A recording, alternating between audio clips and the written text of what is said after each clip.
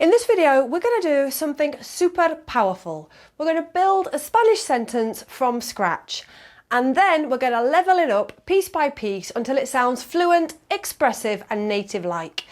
Think of it like Lego. We're going to start with one block and keep building. So if you've ever thought, how do I make my Spanish sound more natural? This is your video. Let's dive in. Oh, and by the way, if you're ready to kick-start your Spanish journey, check out my beginner's guide to getting started in Spanish and speaking with confidence. You can download it for free by following the link in the description to this video. Okay, let's start simple. We've got our subject, our verb, and our object. Yo como manzanas. And here's what's happening. We've got the yo, that means I, como, eat, which of course comes from the verb comer, and manzanas are apples. So this is your core sentence structure. Your subject, your verb, and the what. Think of it like the skeleton of every Spanish sentence. Let's try two more. So, tú lees libros. Él bebe agua.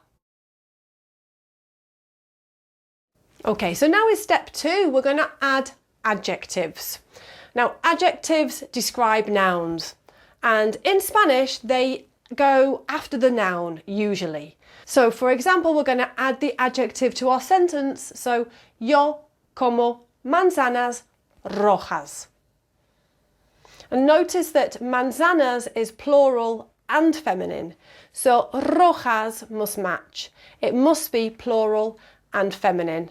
It has to match in gender and number. Agreement is key. Some other examples we have: tú lees libros interesantes. Él bebe agua fría. Okay, in step 3, we're going to add adverbs. So adverbs describe how, when or where something is happening. So if we go back to our sentence, yo como manzanas rojas. To this we can add our adverb lentamente, which is saying that I eat red apples slowly.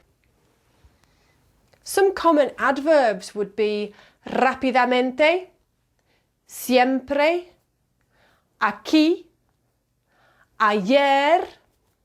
And let's see how this changes our sentences that we've been practicing with. So we have tú lees libros interesantes rápidamente. Él bebe agua fría despacio. And you can usually put adverbs at the end of the sentence, but sometimes you can also put them before the verb for emphasis. So, for example, siempre como manzanas. Okay, in step 4, we're going to add prepositions, and prepositions show relationships like location, time, and manner. So let's go back to our sentence.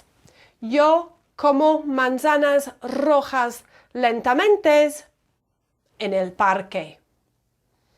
And some common prepositions are en, con, sin, para, de, and a. So let's take our example sentences. Tú lees libros interesantes en la biblioteca.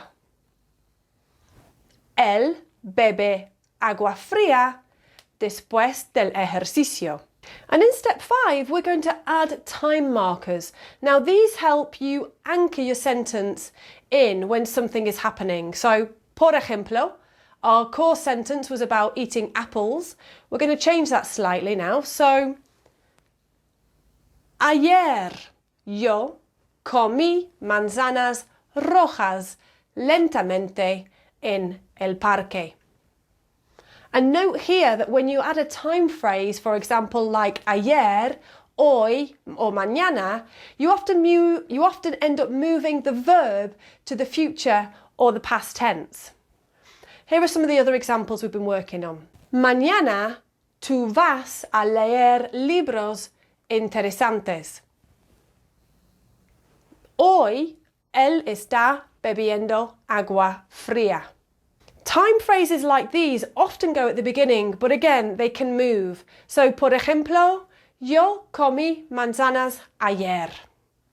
And in step 6, we're going to add the why, which is the purpose or the reason. So, por ejemplo, ayer comí manzanas rojas lentamente en el parque para relajarme.